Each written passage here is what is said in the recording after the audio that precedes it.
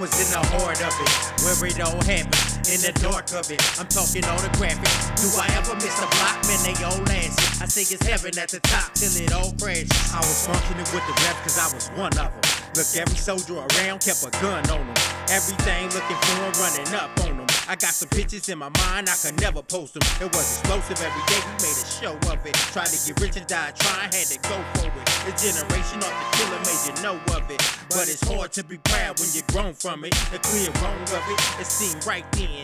A fraternity, a brother stay fighting. For respect and a disrespectful environment. Damn, the danger in the trenches was exciting. Life is the kill, at least that's how we move. And your word went nil, had to show and prove. And the stripes we approved was a stepping stool. The network grew so that the investment grew. This is Gangsta-Gangsta, and I am your host, Askari Abdul Muntakam, and I'm here with my co-host, Mr. Michael Hall. All right. So, you know, we've been off the air for a while because we've been building a studio and trying to figure out, you know, different content and kind of, you know, even after that China interview where we had 45,000 views, you know, we was like, oh, we have to have an episode that's going to, you know, be banging, and that kind of put us in a place where we kind of got off mission, right? Because the mission is about speaking to gangsters, and it doesn't really matter, you know, what set they from, you know, what, you know, what level of notoriety they have or have not had in any particular time. You know, the mission is to actually talk to people about this lifestyle that we had once lived, and the effects that it has on us, and hopefully, you know, we can put some information in the ethos that will allow people to make better decisions. They can make whatever decision they want. They're grown, and sometimes they're kids, but you know, they make better decisions. That's the hope. So we've been off the air for a bit, but we're back. And today our episode is going to be about us. It's going to be about Michael and myself. You know, we're going to be talking about our lives and who we are as people and how we came in to be where we are now, and that whole journey. So hopefully it's an entertaining and episode. It's something that people can, you know, sit back and listen to and enjoy. It will be audio, not audio video. So with that, what do you have to say, Mike? You have any introductions, or you just want to jump right in this boogie? We could just jump right in, because I've been sitting here waiting on you, and you've been playing with your toys. So you just gonna out me? Is that what you're saying? You Yeah, I'm out. No, I ain't got no technological skill set. I'm over here stumbling around with this roadcaster. Can't figure it out. Okay, yeah. I see. Yeah, you know I'm out. You already know that. All right. So I guess we when we were talking, we were saying that what we're gonna do is interview each other, right? So we'll have like an interview style of anybody. So do you want to be the interviewer or the interviewee first? I mean, we could just have a conversation, and through the conversation, ask questions. You know, ask each other questions, and you know, just flow, just talk. Okay, well, I got a question for you. This, since you don't want to be the interviewer or interviewee. This is my question to you, huh? When the first time you got punched in your nose? The first time I got punched in my nose? Yeah. Somebody punched you in your nose or punched you in your mouth. What was the first time that happened? The first time that I really got punched, I was young, and I probably was about probably like 6 or 7 years old, and Lil J-Dog the one punched me, and you know we both was kids, but he was a couple of years older than me, and he punched me. We was in the garage. We was in my garage, and he punched me, and I was so mad, I just went crazy. But that was the first time I really ever got punched. I probably was around 6 years old, 6 or 7, somewhere up in that age range. Did you Lil cry? J-Dog was the one that punched me. Yeah, I cried. I was jumping up and down. I cried, and yeah.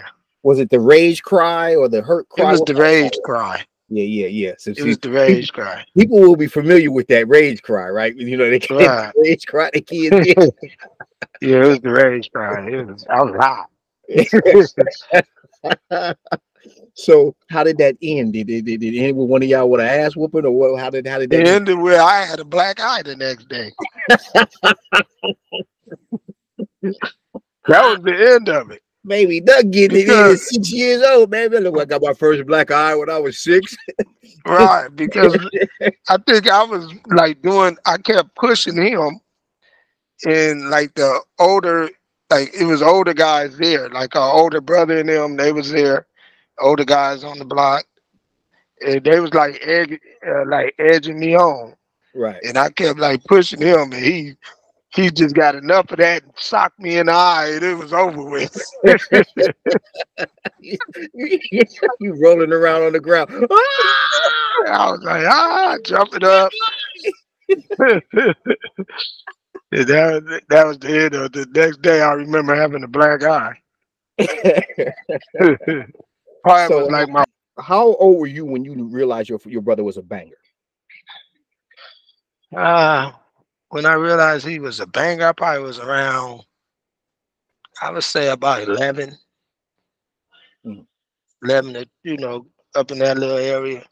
He was when you realized it. So, but he was running. Clearly, if you were 6, and he said so, he was 12. So by 12, you running around doing stuff. So was he a bad 12? Like at that time when you first got punched in the mouth for the first time, was Duck like toughening you up? Like would he you had that kind of relationship where he tried to make you tough, like make his little brother tough? He wasn't the only one. I mean, everybody on my block. I know. Like, if you We'll get remember, we'll get what to them block I grew up scoundrels in a on. minute. Right. So all of them guys was making us stuff like growing up. Like, we played a lot of sports. We, you had to be tough. We if you got into it with somebody, you was gonna have to fight. Yeah. If you didn't fight, then you was gonna be considered weak. Right. So that was always instilled in me at a very young age. Yeah. So when I was 6, I was just I don't want to say cream puff, but because that's just disrespectful to children who just being regular children. But I certainly had no toughness in me at all. Right. When I was 6, I'm like, well, that's like first grade or something. Right. And I'm like, I'm just a little geeky little, kid. Cause I grew up in New Jersey. And I grew up in a white town in New Jersey where, I was like one of like maybe 5 black kids my age in that entire town. Right. So, Right. We didn't have that culture of, banging on each other and let me ask you something real quick. Sure. How was that experience though? Like you say, you was like one of the only black kids in your entire town, right? Yep. Did you know that you was the only black kid? Was that obvious to you? Well, so there were in my class, right? So there was one boy. There was actually 2 boys. One, I don't know. He came later. Came from another school. I can't remember what his name was. Earl. But Earl, he came later. But there was another cat, Clay. He was black. I was black, and Earl was black. But Earl, like I said, I don't remember him early on. He came later, like in 3rd grade, something like that. But he'd been living in Metuchen all his whole life too. But so we knew, like you were painfully aware that you were black, because this is the 70s, right? So this is not like not like now. I mean, even now, I guess you would that the same thing would be true. But this is when this is New Jersey, and this is Klansville in many ways. Like you got some some real crazy people out there. And I'm not saying that my town was like that, where you had to worry about the clan, but there was a town next door, man, called Edison, man, and these people were outrageous. One time, my mom was driving um, me and my sister, and some dudes like in some pickup truck or whatever, right? Like was following her, or did a Yui or something in the snow, and she like swerved in the car, like hit something. And I just remember that, like, and she was crying, and she was crying and crying, and we were like, Mom, what's wrong with, like, she's like, the clan is coming to get us, like, and it was some white boys, that was like kind of chasing her. And then they stopped, they pulled off the chase and all this, but I was like maybe 5 when it happened, and it was real. And like, that's 75, that's 1975. So King would have been assassinated only 8 years earlier, right? Right Yeah. before I was born. So that those conversations would have been heavy in our household, about King and civil rights and all the stuff that was going on in the 60s and now in the 70s, that counter culture, this kind of thing. So that was really heavy going on in our household. Yeah, I was keenly aware that I was a black kid around a bunch of white folk. Yeah. So was you experiencing a lot of racism, or you wasn't even conscious of it? No, I became conscious of racism before I went to school. So I had a friend who lived a little down. Billy Campbell. He lived like maybe 4 doors down, right from where we live, 4 houses down.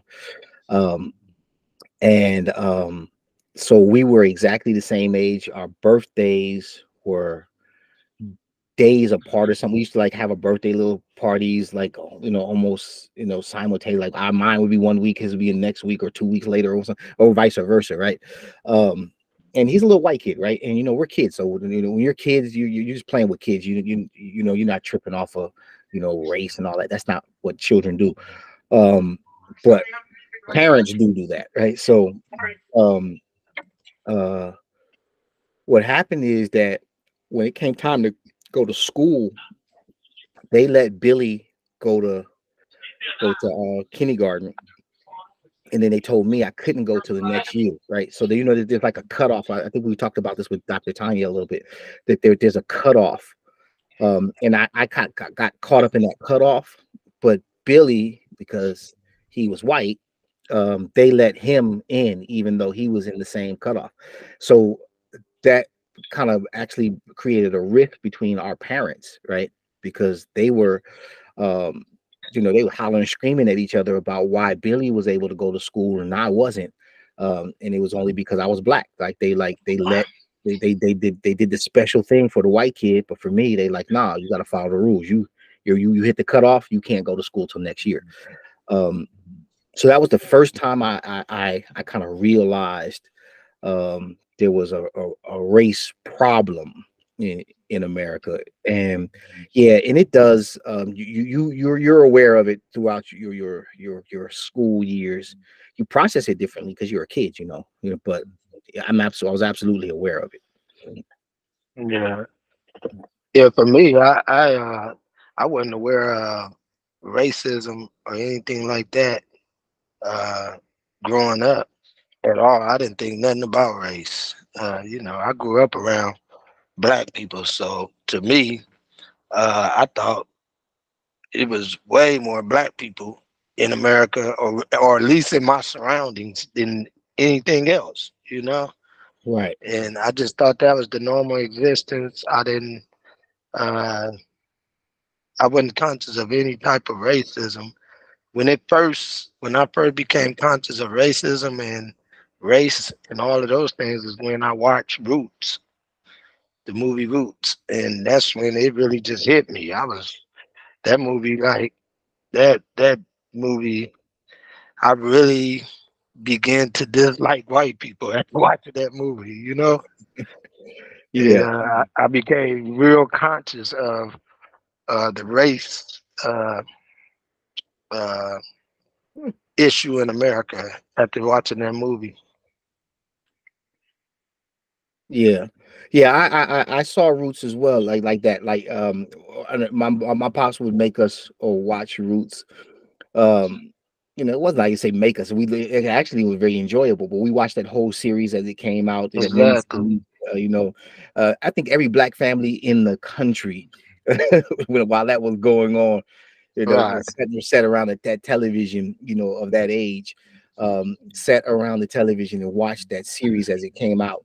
And it was shocking, it was jarring, and Right. I'd actually be interested to like go back and look at it again as an adult and see what kind of emotions I have watching it now, as opposed to like what I, because that kind of like you said, it's formative. Like it kind of informs who you are a little bit, and shapes the way you see the world.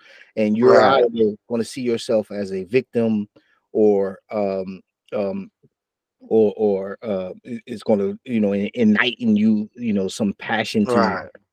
like be a social justice warrior. Something's going to happen to you though, while Right. you're young and a kid and you're watching that. Whether it's consciously or unconsciously, something is going to happen to you. Something's going to happen to you. Yeah. And I Right. think that it kind of put that revolutionary spark in my mind. It Exactly. certainly didn't materialize till way, way, way, way later in my life, but um, I think that kind of shaped some of the way that I was going to interact with and see the world, and made me because I remember one scene. I literally like remember one scene from Roots. It's the one I remember, is when Kunti Kinte used to keep running away, right? And Right. they caught him, and they caught him, and they caught him.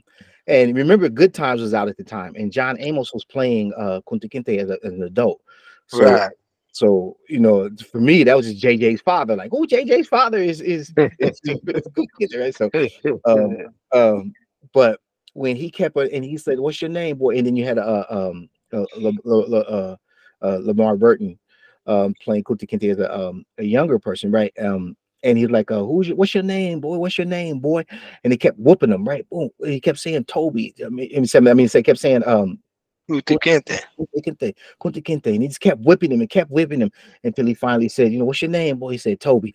And then as an adult, and when he ran away and they chopped off his foot, I just remember Right. that scene so vividly, right?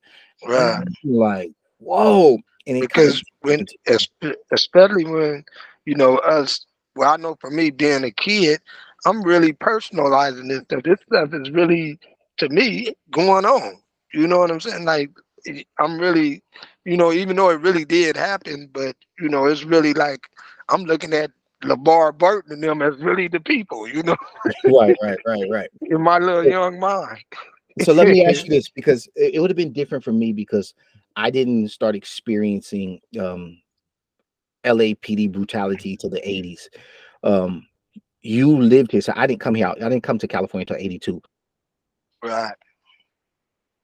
Experienced seeing not only that, but hearing people in the family talk about LAPD brutality. Like, so when's the first time you realized that cops, police in our neighborhoods, or I mean, back then I guess you wouldn't even have known there was a difference between the way cops police. But when is the first time you realized that the policing was like a problem? Like it was like they were the enemy. They were like people who wanted to hurt us. Like when did that come about in your life? That policing was a problem. Well, I mean, Uh, like I'm saying, like, I remember. You remember the whirly bird, right? That thing, that would be that was always there. The helicopter was always there. Um, they used to come in people's houses and put people's grandmamas on the ground when they was looking for dudes and all that. That stuff was always there. So, like, when's the first time you like either heard about or kind of experienced a negative interaction with the police? the first time that I experienced a negative interaction with the police, uh, probably it was like they came into our house looking for my brother, you know, and they didn't have no Tell us respect. about that. What did they do when they came in? Like, Well, how they did didn't they? really have no respect. They just knocked on the door, and bogarted in the house. Didn't produce a search warrant or anything. Did they put anybody on the ground? Did they cuff anybody up? They make everybody sit on the couch? How did they do? Nah, they didn't put people on the ground, cover nobody up, but they was just aggressive. Like, Right. where's James Hall? We're looking for him, and you know, all just coming. You know how they just come in, flash lights, and Right. making their presence known, and that's going to intimidate people, especially people that don't know their rights or don't really know the law. You know, Right. so Well, back then go ahead. I say back then we didn't even actually have the rights. It's oddly enough, this so-called constitution that we live by always existed in our lifetime, but it's Right, changed, right? What was constitutional and unconstitutional changed. So back then, those kinds of Fourth Amendment violations that are Fourth Amendment violations now, the Supreme Court hadn't yet said, "Oh, you can't do that. You can't just be running up in people's houses without warrants and right. they just kept using the doctrine of it's a fleeing felon or extrinsic circumstances, all the different Exactly. mumbo jumbo that they would use to violate black folks' rights. Right, But yeah, that's crazy. My life was like this. Right? I came out here in '82, right? I got put on the set in '83. I went to YA in '84. And then and I was there for 6 years. So but when I went to YA, right, I was still scary. But I had mastered the art of pretending like I was tough, right? Pretending that I was, with grits and eggs and carrying on. And so what I hadn't realized, because I by the time I've gone through YA, going through juvenile hall and SRCC, right? So by the time I get to Nellis, which was like a freaking junior gladiator school in the 80s. But by the time I get to Nellis, right, I'm like, having to put on something more than just pretense, right? Because I'm over there in Truman at the reception center there, and Lil Chris was like a trustee or something in the reception center, right? yeah, And so by that time he's like 18. Yeah, he's like 18 years old. He's like, you're supposed to leave Nellis when you turn 18, but he was still a trustee or something. So they allowed those trustees to stay in those cottages. He's upholding that Eight Trey Gangster standard. So he right, get a little kid coming in here talking about, where you from ETG? Oh, you from ETG, huh? Like, so he's immediately going through the test and like, boom, boom, like, go over and get down with this one and get down with that one and squabble up with this one and squabble up with that one, and so that was going on. So that was like immediately the second I step into YA, I'm getting like like, you got to put something on the table other than talk, right? And that right. was the first time that I had to go through that process, because everything else before that was just like, I would try to buffalo dudes, and I was really good at it. I was good at making people believe that fighting me was going to get you hurt, right? Yeah, So and so it kept me, it kept me off the funk. But then youth authority, that's out, right? You're not going to talk, right, you're going to fight. That's like, that's a gladiator school. You're not going to be doing no talking up in there. So over time, I was getting my ass whooped, right? I was getting my ass whooped like every week, because you roll every week. Somebody gonna find a reason, to get down with you, once or twice a week, right? So yeah, but I was getting my ass whooped because I was like 98 pounds dripping wet. I was a little kid. I was like really small. And so so I was actually about to get kicked off the set for losing fights. Right. So Lil Chris yeah, and Lil Hucklebuck, right? They sent a kite over to I was on Jackson College. They sent a kite over to Jackson College, right? And they're like, cuz you giving the set a bad name, right? You keep losing, right? you know, right. you keep getting your ass whooped, because that's all everybody talk about. Oh, that dude J Mouse, man, he can't fight, man. He over there. Every time they go on the line, when you roll with him, man, they whooping his ass. Right? So like you know, like, and it was like basically like a warning, like you turn this around or you getting kicked off the set, right?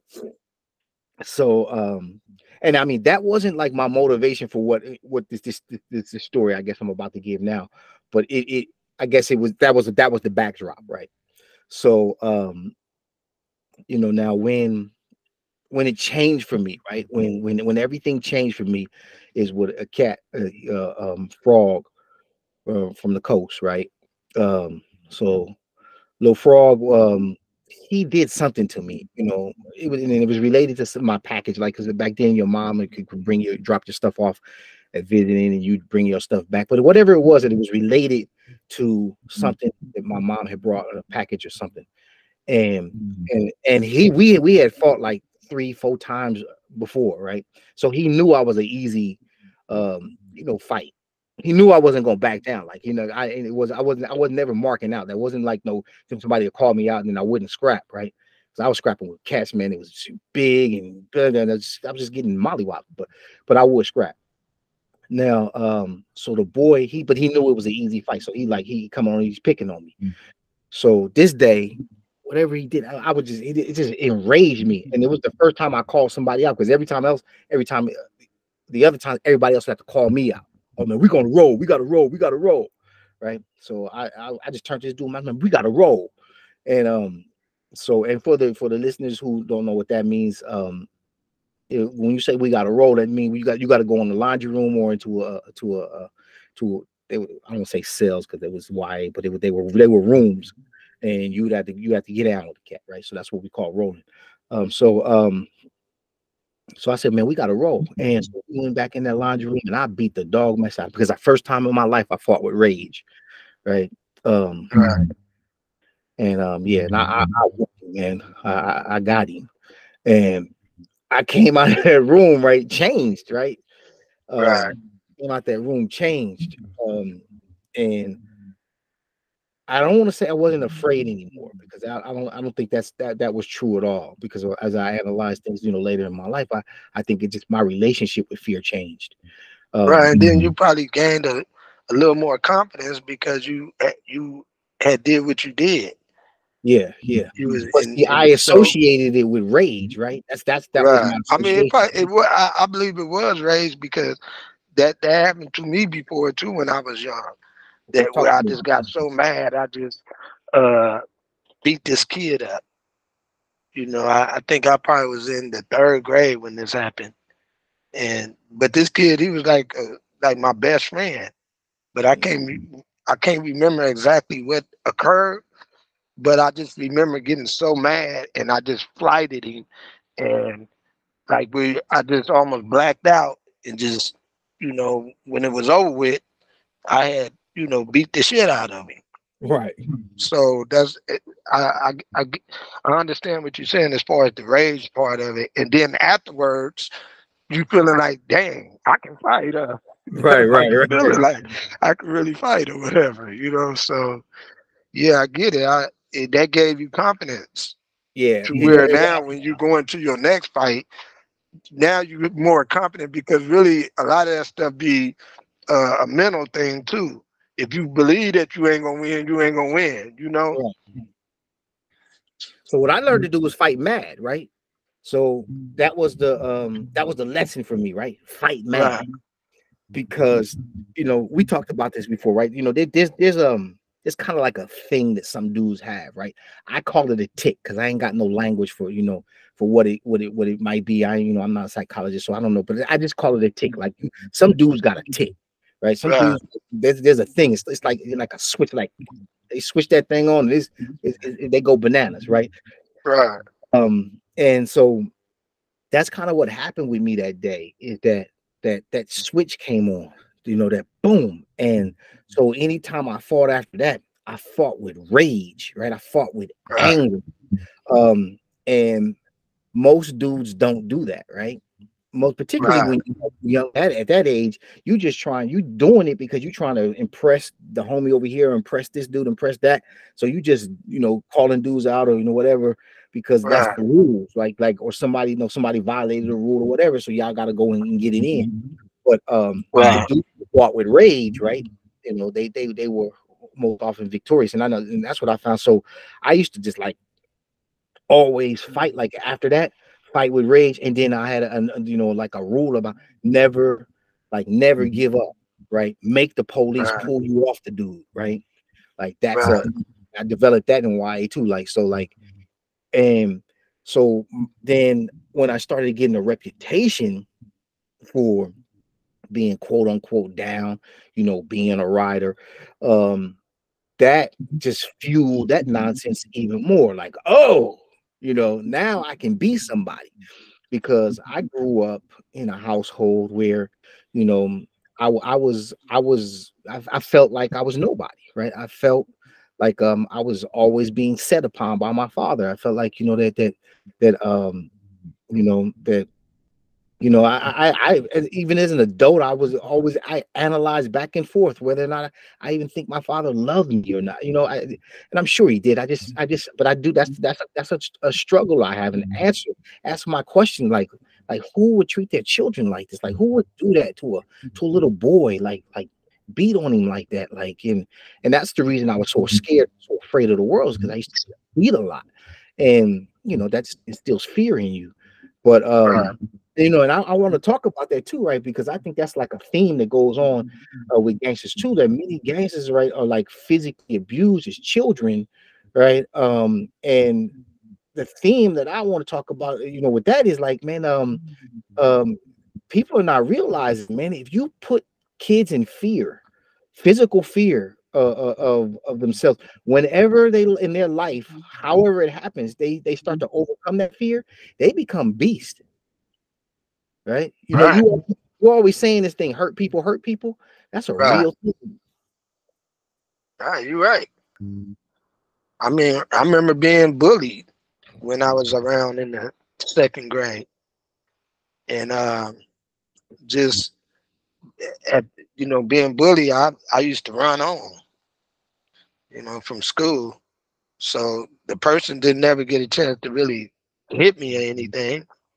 It was just the first day when it started, he had grabbed me and I broke away from his grip and just broke. Back then I was real fast. So I remember every day after school, this same guy would be waiting on me to bully me. And I would run home every day after school until one day I came out and somebody had got hit by a car on the corner of the school that I went to. And after that day, I never seen the bully guy again, no more. So I'm believing he was the one that got hit by a car. Right. And I know he was older than me. At that time, I was like in the second grade. I'm thinking he was like in the sixth grade. I remember that as being a traumatic experience for me because every day while I was in school, I'm thinking about this bully. You know what I'm saying? You just in class and all you can think about is this bully after school, like how I'm gonna get on, what I'm gonna do. Right. Right. And I wasn't telling nobody. I didn't tell my parents. I didn't tell like my brother, nobody. I was just dealing with it on my own, dealing with it myself. So You know, you later became a notorious, well-known gang member. right. So what was the kind of transition as you see it, from that kid who was running home from school, people beating up, because that's what we want to get at, right? We want people to recognize we don't wake up, you know, hunting other human beings, right? I mean, you don't come out the womb, you know, hunting other human beings. You don't come out the womb later, you know, becoming being the person that you later become. There's a transition into that, right? Right. And so, you know, like just speaking to our humanity, like that we are, you know, some of the same kids that every other kid is, and then things happen in our lives that kind of put us on a different trajectory, which gives us the ability to understand that we can come back, right? So that's why we want to talk about that. So what happened, from how did you stop becoming the kid who was running home from school to being one of the most feared, you know, gang members in the LA scene back in the 80s? I think that you had already touched on it when you talked about overcoming that fear. When you once I start overcoming my fears, then it gave me confidence, and and from the confidence, the confidence turned into aggression, to where where I became aggressive. Because it got to a point where I wasn't scared of bullies no more. I would stand up to them, even though in my He was a mind, bully. I eventually morphed into one myself. But Right. at the same time, it was like, I wasn't worried about if I got my ass kicked or whatever. I was more worried about my ego. I was more worried about looking weak, you know? Yeah, because So I say that because I remember when you bullied me, man. You like just punked me and just just oh, it just made me crawl up in my little shell. I remember you doing that. I did not bully you. You didn't let me bully you. You Yeah, tried. you wasn't going for it. You wasn't going for it. I was looking at you like, yeah, this one of these people you can't underestimate. Yeah.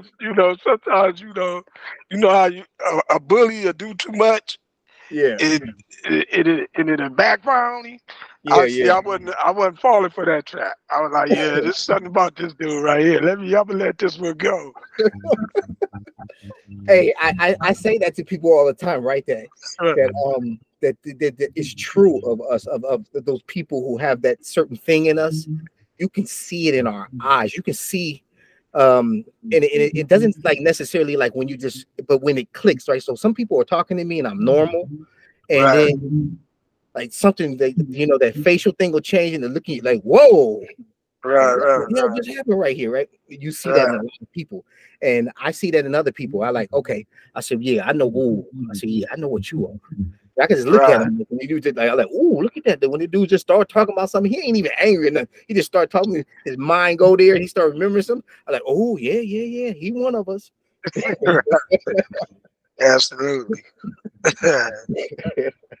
Exactly. Like you said, I think it goes to after experiencing some of those things coming up and being able to overcome that, being able to overcome those fears, and really not probably processing the trauma you've been through, then that stuff turns into where you have to release it.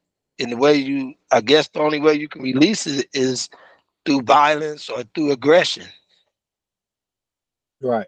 because you haven't learned how to process it or release it in a more constructive way. Yeah. So let me ask you this, because I know this is true of me, right? I'm like absolutely unwilling to be bullied, right? I have like over my career, I had 5 staff assaults, right? I think it's four staff assaults. Um, um, and it stems from like that thing I was talking about in my childhood, and carrying on. But I have an absolute unwillingness to allow people to like um like like hoard over me, like to lord over me, right? It's just something it's inside. I can't allow people to do that unless I voluntarily recognize, my status in their presence or something like that. Like I don't know. I don't know if that makes sense. Like with big homies, right? Like I recognize what my big homies have done and what they meant in my life, so I don't mind them being a big homie. I don't mind them big homie in me, right? As long as they don't disrespect me, right? As long as it ain't any point where where it's like you just trying to mark me out or something. But but I got a real problem with authority and people exercising authority like unjustly. And it just sets wrong with me. So I guess the question I wanted to ask you is this: do you think that that some of your, like, for the lack of a better term, being down, your downness was a result of you never wanting to be bullied again, like you're done with that part of your life. Like that's over with. That happened, and we ain't going back there. You think that's a part of how or why you became baby duck with everybody in gang culture? Because of that episode with being bullied. No, not the episode. I'm just talking about in your life as in general, like where you got wherever you felt powerless and you start to feel power when you started to overcome that thing and you start feeling power. Say like, I'm not going back to that place of powerlessness. Right. Yeah. I can go along with that. Because really, to me, that's more about being having low self-esteem, or being where you lack confidence. So when you find something that gives you that confidence, or you find something that gives you power, of course you're gonna keep using that to get that, to get that confidence, to make you feel better, to make you feel that you are somebody. So yeah, that's what was motivating me to be you know to be who I was, as far as being like somebody that was really representing Eight Trey Gangster to the fullest, because I was the return in that was that I was getting this praise, I was feeling confident, I was feeling good about myself. So that was the return on me uh giving my all to this game. Right. Let's talk about like when you got put on sex. So I'll talk about when I got so I used to hang out on 84th in Halldale, right? So I said 84th in Halldale and I meant 84th in Kansas. So Right. Chris, like this Chris house was on the corner. So a lot of homies used to be down there like at Chris house, right? So Chris, Chris house, Chris had the garage in the back, and we used to always be going back in the back in Chris house. So a lot of homies would hang out down there. I hang out with a cat named Man that lived on that street, right? And so that's how I really got super introduced to the homies, right? It wasn't on 84th and Halldale where I got super introduced to the homies. It was like they were on 84th.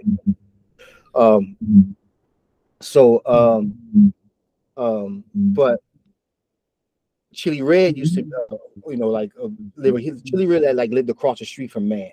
So Chili Red was always over there with us. And I was, I was 13 years old, I was a little kid, and he used to so Chili Red had this thing, right? He talked like this. He said, "What's up, cuz? She doing a little hook? What's happening, cuz?" And he would punch on you all the time, like boom, boom, right? He would and I'm 13, and he was just always keep socking on me, boom, boom, right? And I didn't know that it's trying to toughen me up, because and then he would what you got in your pockets, cuz? Hook. What you got in your pockets, hook? Like that, he talked like that, and he would dig in your pockets and in any case, so one day I'm sitting in the garage. We sitting in the garage, and Chili Red, it was me, Man, Chili Red's sister, and Chili, he turned over and he said, "Cuz." He said, yeah. He said, "You finna be from the shack, cuz." And so, and I mean, and he just and just sucked me up, and he quartered me on the set, he beat me down. So, but I mean, he was way older, than I was, so he didn't dog me out. And so he's like, "Yeah, you meant to be disrespectful." And I don't know if he was serious or not serious. I have no idea. He was high, so I don't know what it was going on.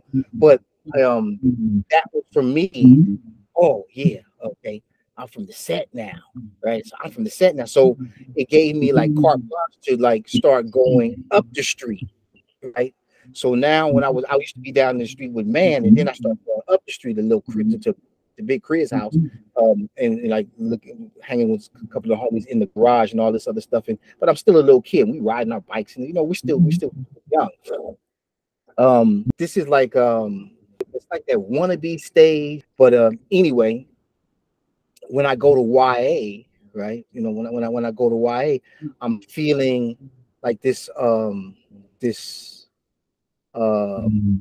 inferiority complex, right? I've actually always lived with this inferiority complex, right? It actually exists till this day, but I've always lived with this because I didn't grow up here, right? I didn't go to LaSalle. I came out here at 12 years old, so my first foray into schools out here was junior high school, right? So, and I went to Audubon for like a couple months and got kicked out of there, and then went to Horseman. So and after that, I went to YA. I always had this inferiority complex about being Eight Trey Gangster, stuff like that. I always felt like I wasn't a real Eight Trey Gangster, right? I always felt that like oh, you're not you're not a real ETG, like you're.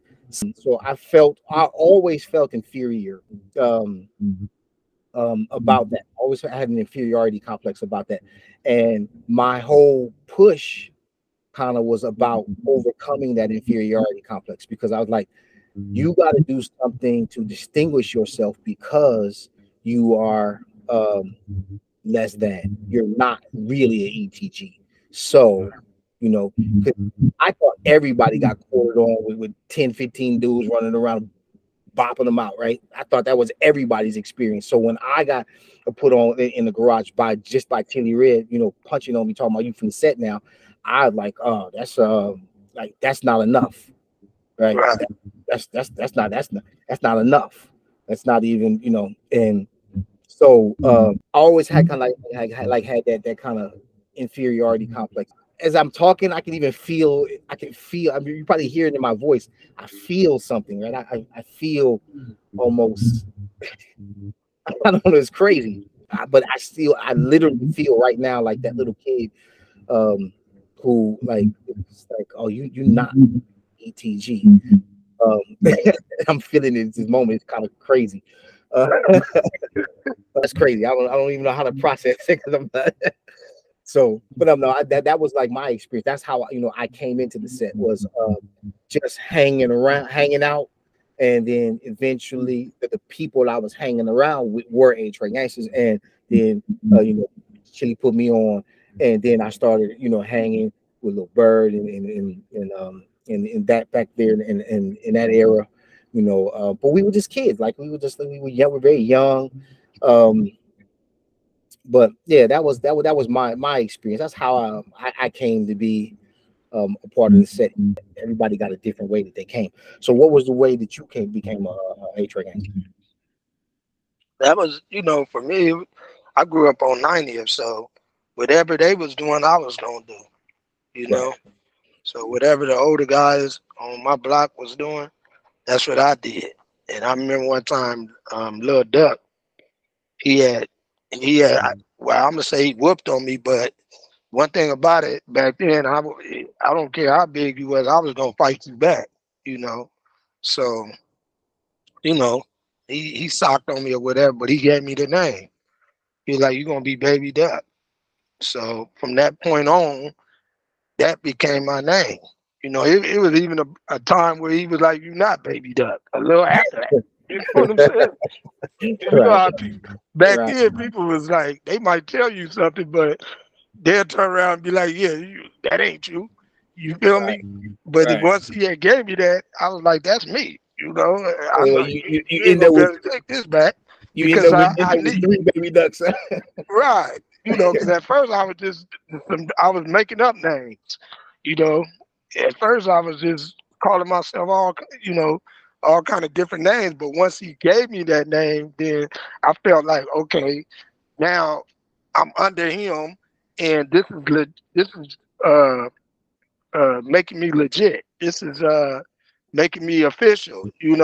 So I'm not giving this up. But at the time, I still didn't know a lot of people from the set. I just knew the people I hung around. And I really wasn't going in the 80s. I really wasn't going on the north, so I didn't know those people. Right. But as I began to go into the 80s and stuff, then I started running into other homies who I had to get down with them. And I remember one day I was walking on Normandy. I probably was on like about 83rd in Normandy. It was me, Lil Loco, and Safe. And we finna go on 80th. And we run into Pamonte and Baby Dirty Red. I mean, I think it's Baby Dirty Man. And we run into them. And they didn't know us. So they like, where y'all from? We like, Eight Trey Gangster. So, you know, they like, man, we don't know y'all or whatever. So we got down right then and there. Monte, he fired on me. Me and him get to fighting. I'm not even trying to really do nothing to Monte. You feel what I'm saying? Because I'm looking at it like, to be honest, I'm a little scared because I don't want to do too much. But I end up dropping him, not trying to drop him. You feel me? Right, but, right. So that was an episode I had. I remember meeting Lil Crazy D. He couldn't stand me initially. You know, I went through all kind of stuff with him because, you know, that was Lil Crazy D character. As far as he gonna press on you. He gonna see if you really from the set. He gonna see if you a buster or not. So he gonna test you. You know, and that was my experience coming up on the set. Just when I encountered new homies that I didn't know, if we didn't get down, we was about to get down. It was always some friction because back when I was coming up, if they didn't know you, you're gonna get tested. You're not just gonna just because you saying you from the set or just because you know these guys, that still don't mean that you still gonna go through tests. You know, until it get to a point where you're not going nowhere, you here, and you're, you know, and then that's how people know that, yeah, this dude, he really with it, you know, we not running him away, you know what I'm saying? Right, right. And right. that became my attitude too. When I was running into dudes I didn't know, I would press them like, who is, yeah, nigga, I don't know you, you know, we got to get out. Right, You know, because I want to that was see. a thing, yeah. Right, that was a thing. I want to see who I'm around. You know, you're gonna get tested. We're gonna make sure that you really about this. Right. Yeah. So, you know, when we were young, right, we were physically we were physical powerhouses, right? Like we were big dudes, right? You know, when we were to Hatchie, we had when we were there with I'm not gonna mention him because I don't know, he might not want to be mentioned for some reason. Or you know, you know, one of the other the big homies, one of the big homies, and we was there with Ace and Rick, and all of us, and you, me, and Lil Loco, like we were like physical beings, like we were like huge dudes, like we had muscles like nobody's business. You still do. I don't know what's going on. You some kind of freak of nature or something. What is you talking about? I don't know, man. I texted you the other day, man. I was like, damn, man, what's going on there? Damn, like, wow, you know. Yeah, I'm turning into a marshmallow. I'm back at the gym though. But I'm actually back getting my boogie right. So, you know, by the time we get about 10 more episodes up in here, man, you know, I'll be like, yeah, I'm back. Yeah. Don't worry about it. I got that. But you know, so what do you the physicality, right? So I used to, you know, when I was buffing and big, it was actually to be able to move a dude, right? I meant to touch you and know you was, and make you know you was touched, right? That was the thing, you know, like, you know, I like after we buff, you know, like, yeah, I'll punch a hole through a cow, like, you know, I had that kind of feeling, right? So for you, what was that that about? Like when you were physically at your peak, when you were like you know, huge, because you know you was a big boy. So what was like that? What was that about for you when you was like buffing and you were and all that stuff like that? Well, it was like partly competition because we used to compete when we used to work out all the time. Right. You know, and we would like measure our arms and stuff after we finished working out. Right. We might take some pictures, and it was just a competition type of thing, like how many quarters you can hit, that type of thing. You remember we used to compete when we was at the I know, Aspie? but see, I was stuck on 6 quarters. You was a 7 quarter dude, man. So you know, and Rick, man, that fool was 8 quarters. And Right. 8 quarters, man. Like I'm like, damn, these dudes right here is Exactly. strong. Right. I see Yeah. Coach now, and I be like, my God, I'm like, because I remember when he was like I remember because he got this, you know, he's long and lanky, but that dude Right. has some huge arms. Like I was like, whoa. Yeah. yeah. So Right. But that, I mean, that's for me. That's what it was. I mean, it was like competition, but at the same time, you wanted to get on swole. That was a part of the culture. yeah, You know, all of that stuff was a part of the culture. It went with being a gang member. You know what I'm saying? yeah. So I just was, you know, anything that was adding to my reputation, adding to who I was from Eight Trey Gangster, I was doing it. You know? Yeah, and I felt like, you know, particularly at that time when we was at Hatchby, right? I felt like man, like y'all gonna have some shit, man. Anything try to move against this, man, y'all gonna have a problem, right? Right. I mean, we are. I'm like we beast out like because you remember the whole car would be up there on the iron pile like just Right. like, hitting it, like you know. Yeah. And man, like I'm like y'all gonna have a problem to try to move against this here. Right. And I guess everybody probably felt that same way because everybody else's car was up there on the iron pile doing the same thing, you know, getting busted. Right.